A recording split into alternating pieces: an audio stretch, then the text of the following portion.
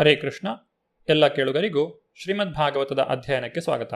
ಶ್ರೀಮದ್ ಭಾಗವತದ ದಶಮ ಸ್ಕಂದದಲ್ಲಿ ನಂದ ಮಹಾರಾಜ ಮತ್ತು ವಸುದೇವರ ನಡುವೆ ನಡೆದಂತಹ ಸಂಭಾಷಣೆಯ ಕುರಿತಾಗಿ ನಾವು ತಿಳಿದುಕೊಳ್ಳುತ್ತಿದ್ದೇವೆ. ನಂದ ಮಹಾರಾಜನು ಕಂಸನ ಸರ್ಕಾರಕ್ಕೆ ವಾರ್ಷಿಕ ಕಂದಾಯವನ್ನು ಕಟ್ಟಲು ಮಥುರೆಗೆ ಹೋದನು. ಆಗ ಅಲ್ಲಿ ಅವನು ವಸುದೇವನನ್ನು ಭೇಟಿ ಮಾಡಿದನು. ವಸುದೇವನು ನಂದ ಮಹಾರಾಜನಲ್ಲಿ ವೃಂದಾವನ ನಿವಾಸಿಗಳ ಯೋಗಕ್ಷೇಮದ ಕುರಿತಾಗಿ ಕೇಳಿದನು. ವಸುದೇವನು ಈ ರೀತಿಯಾಗಿ ನುಡಿದನು: ವೃಂದಾವನದ ಯೋಗಕ್ಷೇಮದ ವಿಷಯವನ್ನು ನನಗೆ ಹೇಳು. ನಿನ್ನ ಬಳಿ ಅನೇಕ ಪ್ರಾಣಿಗಳಿವೆ. ಅವು ಎಲ್ಲವೂ ಚೆನ್ನಾಗಿವೆಯೇ? ಅವಕ್ಕೆ ಸಾಕಷ್ಟು ಹುಲ್ಲು ಮತ್ತು ನೀರು ಇವೆಯೇ? ನೀನು ಈಗ ಇರುವ ಸ್ಥಳವು ಶಾಂತವಾಗಿದೆಯೇ? ಯಾವ ತೊಂದರೆಯೂ ಇಲ್ಲವೇ? ವಸುದೇವನಿಗೆ ಶ್ರೀಕೃಷ್ಣನ ಕ್ಷೇಮದ ವಿಷಯವಾಗಿ ಬಹಳ ಆತಂಕವಿತ್ತು. ಹಲವು ಬಗೆಯ ರಾಕ್ಷಸರನ್ನು ಕಳುಹಿಸಿ ಕೃಷ್ಣನನ್ನು ಕೊಲ್ಲಲು ಕಂಸನೂ ಅವನ ಹಿಂಬಾಲಕರು ಪ್ರಯತ್ನಿಸುತ್ತಿದ್ದಾರೆ ಎಂಬುದು ಅವನಿಗೆ ತಿಳಿದಿತ್ತು. ಶ್ರೀಕೃಷ್ಣನು ಹುಟ್ಟಿದ ದಿನದಿಂದ 10 ದಿನಗಳಲ್ಲಿ ಹುಟ್ಟಿದ ಮಕ್ಕಳನ್ನೆಲ್ಲ ಕೊಲ್ಲಬೇಕೆಂದು ಅವರು ಆಗಲೇ ನಿರ್ಧರಿಸಿದ್ದರು.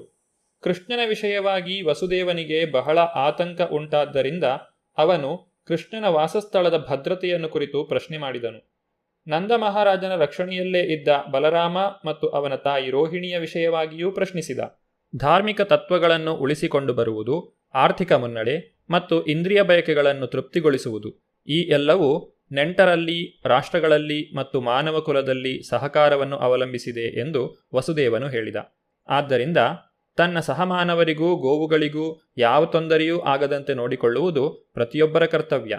ತನ್ನ ಸಹಮಾನವರಿಗೂ ಪ್ರಾಣಿಗಳಿಗೂ ಶಾಂತಿಯಿಂದ ನೆಮ್ಮದಿಯಾಗಿ ಇರುವಂತೆ ಪ್ರತಿಯೊಬ್ಬನೂ ನೋಡಿಕೊಳ್ಳಬೇಕು. ಆಗ ಧಾರ್ಮಿಕ ತತ್ವಗಳ ಬೆಳವಣಿಗೆ, ಆರ್ಥಿಕ ಬೆಳವಣಿಗೆ ಮತ್ತು ಇಂದ್ರಿಯ ತೃಪ್ತಿಗಳನ್ನು ಕಷ್ಟವೇ ಇಲ್ಲದೆ ಸಾಧಿಸಬಹುದು. ದೇವಕಿಯ ಗರ್ಭದಲ್ಲಿ ಹುಟ್ಟಿದ ತನ್ನ ಮಕ್ಕಳನ್ನೇ ರಕ್ಷಿಸಲು ಸಾಧ್ಯವಾಗಲಿಲ್ಲ ಎಂದು ವಸುದೇವನು ದುಃಖಿಸಿದ. ಈ ಕಾರಣದಿಂದ ಧಾರ್ಮಿಕ ತತ್ವಗಳು, ಆರ್ಥಿಕ ಬೆಳವಣಿಗೆ ಮತ್ತು ತನ್ನ ಇಂದ್ರಿಯಗಳ ತೃಪ್ತಿ ಎಲ್ಲವನ್ನೂ ತಾನು ಕಳೆದುಕೊಂಡಿದ್ದೇನೆ ಎಂದು ಅವನಿಗೆ ಎನ್ನಿಸಿತು. ವಸುದೇವನ ಮಾತುಗಳನ್ನು ಕೇಳಿದಂತಹ ನಂದ ಮಹಾರಾಜನು ಅವನಲ್ಲಿ ಈ ರೀತಿಯಾಗಿ ನುಡಿದನು: ನನ್ನ ಪ್ರೀತಿಯ ವಸುದೇವ, ದೇವಕಿಯಲ್ಲಿ ಹುಟ್ಟಿದ ನಿನ್ನ ಎಲ್ಲ ಮಕ್ಕಳನ್ನು ಅರಸ ಕಂಸನು ಕೊಂದದ್ದರಿಂದ ನಿನಗೆ ಬಹಳ ದುಃಖವಾಗಿದೆ ಎಂದು ನನಗೆ ಗೊತ್ತು.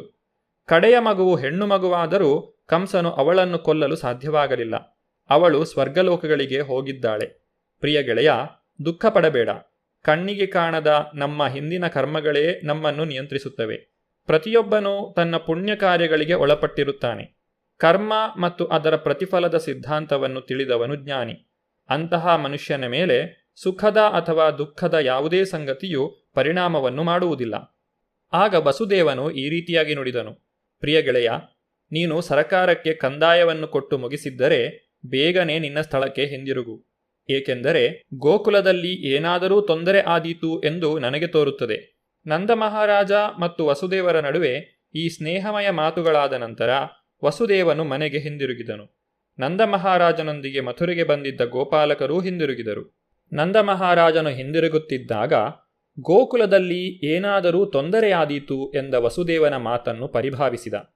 ನಿಶ್ಚಯವಾಗಿಯೂ ಅದು ಸ್ನೇಹದ ಸೂಚನೆ, ಸುಳ್ಳಲ್ಲ. ಆದುದರಿಂದ ನಂದನು ಇದರಲ್ಲಿ ಒಂದಿಷ್ಟು ಸತ್ಯವಿದೆ ಎಂದುಕೊಂಡ. ನಂದ ಮಹಾರಾಜನು ಭಯದಿಂದ ದೇವೋತ್ತಮ ಪರಮಪುರುಷನನ್ನು ರಕ್ಷಣೆಗಾಗಿ ಪ್ರಾರ್ಥಿಸಲು ಪ್ರಾರಂಭಿಸಿದ. ಕಷ್ಟದಲ್ಲಿರುವ ಭಕ್ತನು ಕೃಷ್ಣನನ್ನು ಧ್ಯಾನಿಸುವುದು ಸಹಜವೇ, ಏಕೆಂದರೆ ಅವನಿಗೆ ಬೇರೆ ಆಶ್ರಯವಿಲ್ಲ. ಮಗುವು ಅಪಾಯದಲ್ಲಿರುವಾಗ ಅದು ತಂದೆಯ ಅಥವಾ ತಾಯಿಯ ರಕ್ಷಣೆಯನ್ನು ಪಡೆಯುತ್ತದೆ.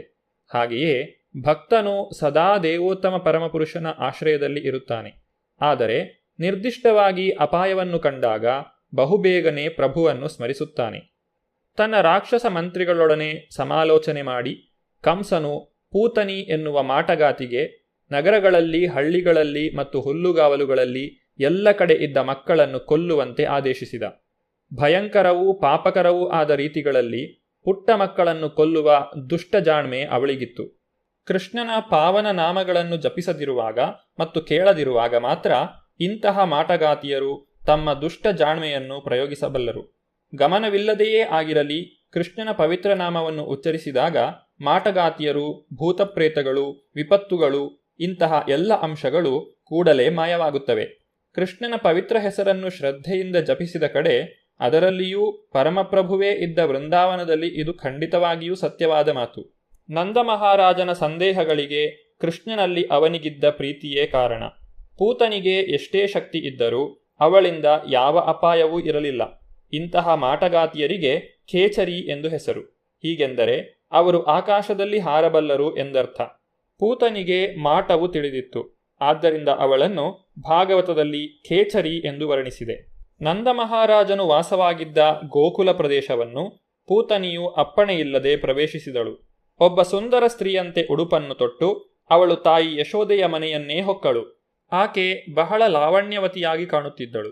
ಅವಳ ಮುಖದಲ್ಲಿ ನಸುನಗೆಯು ಬೆಳಗುತ್ತಿತ್ತು. ವೃಂದಾವನದ ಜನರೆಲ್ಲರ ಮನಸ್ಸನ್ನು ಆಕೆ ಸೆರೆ ಹಿಡಿದಳು. ಕೈಯಲ್ಲಿ ತಾವರೆ ಪುಷ್ಪವನ್ನು ಹಿಡಿದು ವೃಂದಾವನಕ್ಕೆ ಬಂದ ಭಾಗ್ಯದೇವತೆಯೇ ಅವಳು ಎಂದು ಮುಗ್ಧ ಗೋಪಿಯರು ಭಾವಿಸಿದರು. ಅವಳ ಮೋಹಕ ಚೆಲುವಿನಿಂದಾಗಿ ಅವಳ ಓಡಾಟಕ್ಕೆ ಯಾರೂ ಅಡ್ಡಿ ಮಾಡಲಿಲ್ಲ. ಅಸಂಖ್ಯಾತ ಮಕ್ಕಳನ್ನು ಕೊಂದಿದ್ದ ಪೂತನಿಯು ಪುಟ್ಟದೊಂದು ಹಾಸಿಗೆಯಲ್ಲಿ ಮಲಗಿದ್ದ ಶ್ರೀಕೃಷ್ಣನನ್ನು ಕಂಡಳು. ತನ್ನ ಅಸಮಾನ ಶಕ್ತಿಗಳನ್ನು ಮಗುವು ಮರೆಮಾಡಿದೆ ಎನ್ನುವುದು ಅವಳಿಗೆ ಕೂಡಲೇ ಅರ್ಥವಾಯಿತು. ಈ ಮಗುವು ಇಡೀ ಬ್ರಹ್ಮಾಂಡವನ್ನೇ ಕೂಡಲೇ ನಾಶ ಮಾಡಬಲ್ಲದು, ಅಷ್ಟು ಅದರ ಶಕ್ತಿ ಎಂದು ಪೂತನಿ ಯೋಚಿಸಿದಳು. ಪೂತನಿಯು ಅರ್ಥ ಮಾಡಿಕೊಂಡಳು ಎಂಬುದು ಮಹತ್ವದ ವಿಷಯ. ದೇವೋತ್ತಮ ಪರಮಪುರುಷನಾದ ಶ್ರೀಕೃಷ್ಣನು ಎಲ್ಲರ ಹೃದಯಗಳಲ್ಲಿಯೂ ಇದ್ದಾನೆ. ಅವನು ಮನುಷ್ಯನಿಗೆ ಅಗತ್ಯವಾದ ಬುದ್ಧಿಶಕ್ತಿಯನ್ನು ನೀಡುತ್ತಾನೆ. ಅವನೇ ಮರೆವನ್ನೂ ಉಂಟು ಮಾಡುತ್ತಾನೆ. ಇದನ್ನು ಭಗವದ್ಗೀತೆಯಲ್ಲಿ ಹೇಳಲಾಗಿದೆ. ನಂದ ಮಹಾರಾಜನ ಮನೆಯಲ್ಲಿ ತಾನು ಕಾಣುತ್ತಿದ್ದ ಮಗುವು ದೇವೋತ್ತಮ ಪರಮಪುರುಷನೇ ಎಂದು ಪೂತನಿಗೆ ಕೂಡಲೇ ಅರ್ಥವಾಯಿತು. ಅವನು ಪುಟ್ಟ ಮಗುವಿನಂತೆ ಮಲಗಿದ್ದ. ಆದರೂ ಅವನ ಶಕ್ತಿ ಕುಗ್ಗಿದೆ ಎಂದು ಇದರರ್ಥವಲ್ಲ. ಧ್ಯಾನ ಅಥವಾ ತಪಸ್ಸಿನಿಂದ ಯಾವ ಜೀವಿಯೂ ದೇವರಾಗುವುದು ಸಾಧ್ಯವಿಲ್ಲ. ದೇವರು ಯಾವಾಗಲೂ ದೇವರೇ. ಮಗುವಾದ ಕೃಷ್ಣನು ಬೆಳೆದ ತರುಣ ಶ್ರೀಕೃಷ್ಣನಂತೆಯೇ ಪರಿಪೂರ್ಣನು. ಶ್ರೀಕೃಷ್ಣನು ಪುಟ್ಟ ಮಗುವಿನ ರೀತಿಯನ್ನು ತೋರಿದರೂ ಪೂತನಿಯ ಮುಖವನ್ನು ಕಾಣಬಾರದೆಂದೋ ಎನ್ನುವಂತೆ ಕಣ್ಣನ್ನು ಮುಚ್ಚಿದನು. ಶ್ರೀಕೃಷ್ಣನು ಕಣ್ಣು ಮುಚ್ಚುವುದಕ್ಕೆ ಭಕ್ತರು ಬೇರೆ ಬೇರೆ ರೀತಿಗಳಲ್ಲಿ ಅರ್ಥವನ್ನು ಹೇಳುತ್ತಾರೆ. ಅಷ್ಟೊಂದು ಮಕ್ಕಳನ್ನು ಕೊಂದು ಈಗ ತನ್ನನ್ನು ಕೊಲ್ಲಲು ಬಂದ ಪೂತನಿಯ ಮುಖವನ್ನು ನೋಡಲು ಇಷ್ಟವಿಲ್ಲದೆ ಶ್ರೀಕೃಷ್ಣನು ಕಣ್ಣುಗಳನ್ನು ಮುಚ್ಚಿದ ಎಂದು ಕೆಲವರು ಹೇಳುತ್ತಾರೆ. ಇನ್ನು ಕೆಲವರು ಅವಳಿಗೆ ಅಸಾಧಾರಣವಾದ ಯಾವುದೋ ಅನುಜ್ಞೆಯ ಬೋಧವಾಗುತ್ತಿತ್ತು. ಆಕೆಗೆ ಭಯವಾಗದಂತೆ ಭರವಸೆಯನ್ನು ನೀಡಲು ಕೃಷ್ಣನು ಕಣ್ಣುಗಳನ್ನು ಮುಚ್ಚಿದ ಎಂದು ಹೇಳುತ್ತಾರೆ. ಮತ್ತು ಕೆಲವರು ಇದಕ್ಕೆ ಈ ರೀತಿಯಾಗಿ ವಿವರಣೆಯನ್ನು ಕೊಡುತ್ತಾರೆ. ಶ್ರೀಕೃಷ್ಣನು ರಾಕ್ಷಸರನ್ನು ಕೊಂದು ಸಜ್ಜನರಿಗೆ ರಕ್ಷಣೆ ನೀಡಲು ಹುಟ್ಟಿದ. ಭಗವದ್ಗೀತೆಯಲ್ಲಿ ಪರಿತ್ರಾಣಾಯ ಸಾಧೂನಾಂ ವಿನಾಶಾಯ ಚ ದುಷ್ಕೃತಾಂ ಎಂದು ಹೇಳಿದೆ. ಅವನು ಮೊದಲು ಕೊಲ್ಲಬೇಕಾಗಿ ಬಂದಿದ್ದು ಒಬ್ಬ ರಾಕ್ಷಸಿಯನ್ನು. ಆದುದರಿಂದ ಅವನು ಕಣ್ಣುಗಳನ್ನು ಮುಚ್ಚಿಕೊಳ್ಳಲೇಬೇಕಾಯಿತು. ಮತ್ತೊಂದು ವ್ಯಾಖ್ಯಾನವೆಂದರೆ ಶ್ರೀಕೃಷ್ಣನು ಪೂತನಿಯನ್ನು ತನ್ನ ದಾದಿ ಎಂದು ಭಾವಿಸಿದ್ದರಿಂದ ಕಣ್ಣುಗಳನ್ನು ಮುಚ್ಚಿಕೊಂಡ. ಭಗವಂತನಿಗೆ ಮೊಲೆಯುಡಿಸಲೆಂದು ಪೂತನಿಯು ಬಂದಳು. ಭಗವಂತನು ಎಷ್ಟು ಕರುಣಾಮಯಿ ಎಂದರೆ ಪೂತನಿಯು ತನ್ನನ್ನು ಕೊಲ್ಲಲು ಬಂದಿದ್ದಾಳೆ ಎಂದು ತಿಳಿದು ಅವಳನ್ನು ತನ್ನ ತಾಯಿ ಅಥವಾ ದಾದಿ ಎಂದು ಭಾವಿಸಿದ. ವೇದದ ಆದೇಶದಂತೆ ತಾಯಿಯರು 7 ಬಗೆಯವರು: ನಿಜವಾದ ತಾಯಿ, ಗುರುವಿನ ಹೆಂಡತಿ, ಅರಸನ ಹೆಂಡತಿ, ಬ್ರಾಹ್ಮಣನ ಹೆಂಡತಿ, ಗೋವು, ದಾದಿ ಮತ್ತು ಭೂಮಿ ತಾಯಿ. ಪೂತನಿಯು ಶ್ರೀಕೃಷ್ಣನನ್ನು ತೊಡೆಯ ಮೇಲೆ ಮಲಗಿಸಿಕೊಂಡು ತನ್ನ ಎದೆಯ ಹಾಲನ್ನು ಕೊಡಲು ಬಂದಳು. ಈ ಕಾರಣದಿಂದಾಗಿ ಶ್ರೀಕೃಷ್ಣನು ಅವಳನ್ನು ತನ್ನ ತಾಯಿಯರಲ್ಲಿ ಒಬ್ಬಳು ಎಂದು ಸ್ವೀಕರಿಸಿದ. ಶ್ರೀಕೃಷ್ಣನು ತನ್ನ ಕಣ್ಣುಗಳನ್ನು ಮುಚ್ಚಿಕೊಳ್ಳಲು ಇನ್ನೂ ಒಂದು ಕಾರಣವಿದೆ. ಅವನು ಒಬ್ಬ ದಾದಿಯನ್ನು ಅಥವಾ ತಾಯಿಯನ್ನು ಕೊಲ್ಲಬೇಕಾಗಿ ಬಂದಿತು. ಅವನು ತನ್ನ ತಾಯಿಯನ್ನು ಅಥವಾ ದಾದಿಯನ್ನು ಕೊಲ್ಲುವುದು ತನ್ನ ನಿಜವಾದ ತಾಯಿಯನ್ನು ಅಥವಾ ಸಾಕುತಾಯಿ ಯಶೋದೆಯನ್ನು ಪ್ರೀತಿಸುವುದಕ್ಕಿಂತ ಭಿನ್ನವಾಗಿರಲಿಲ್ಲ. ಪೂತನಿಯನ್ನು ತಾಯಿಯಂತೆ ಕಂಡು ಯಶೋದೆಯ ಸೌಲಭ್ಯಗಳನ್ನೆಲ್ಲ ಅವಳಿಗೆ ಕೊಡಲಾಯಿತು ಎಂದು ವೇದಗಳಿಂದ ತಿಳಿದುಬರುತ್ತದೆ.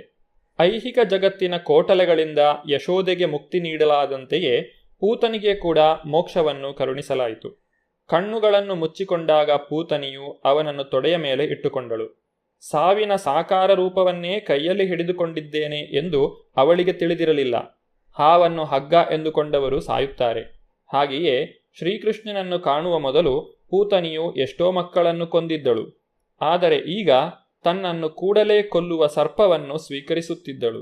ಪೂತನಿಯು ಶ್ರೀಕೃಷ್ಣನನ್ನು ತೊಡೆಯ ಮೇಲಿಟ್ಟುಕೊಂಡಾಗ ಯಶೋದೆ ಮತ್ತು ರೋಹಿಣಿ ಇಬ್ಬರೂ ಎದುರಿಗಿದ್ದರು. ಆದರೆ ಅವಳು ಅಷ್ಟು ಸುಂದರವಾಗಿ ಉಡುಪನ್ನು ಧರಿಸಿದ್ದರಿಂದ ಮತ್ತು ಶ್ರೀಕೃಷ್ಣನಲ್ಲಿ ಮಾತೃವಾತ್ಸಲ್ಯವನ್ನು ತೋರಿದ್ದರಿಂದ ಅವರು ಬೇಡವೆಂದು ಹೇಳಲಿಲ್ಲ. ಪೂತನಿಯು ಸುಂದರವಾದ ಒರೆಯೊಳಗಿನ ಕತ್ತಿ ಎಂದು ಅವರಿಗೆ ತಿಳಿಯಲಿಲ್ಲ. ಪೂತನಿಯು ತನ್ನ ಸ್ತನಗಳಿಗೆ ಬಹು ಕ್ರೂರವಾದ ವಿಷವನ್ನು ಹಚ್ಚಿಕೊಂಡಿದ್ದಳು. ಮಗುವನ್ನು ತೊಡೆಯಲ್ಲಿ ಮಲಗಿಸಿಕೊಳ್ಳುತ್ತಲೇ ಹಾಲು ಕುಡಿಸಲು ಪ್ರಾರಂಭಿಸಿದಳು. ಎದೆಯ ಹಾಲನ್ನು ಕುಡಿಯುತ್ತಲೇ ಶ್ರೀಕೃಷ್ಣನು ಸತ್ತು ಹೋಗುತ್ತಾನೆ ಎಂದು ಆಕೆ ಭಾವಿಸಿದಳು. ಪೂತನಿಯು ತನಗೆ ಅರ್ಪಿಸಿದ ಎದೆಹಾಲನ್ನು ಸ್ವೀಕರಿಸಿದ ಭಗವಂತನು ಮುಂದೆ ಏನು ಮಾಡಿದನು ಎಂಬುದನ್ನು ನಾವು ಮುಂದಿನ ಸಂಚಿಕೆಯಲ್ಲಿ ನೋಡೋಣ. ಧನ್ಯವಾದಗಳು. ಹರೇ ಕೃಷ್ಣ.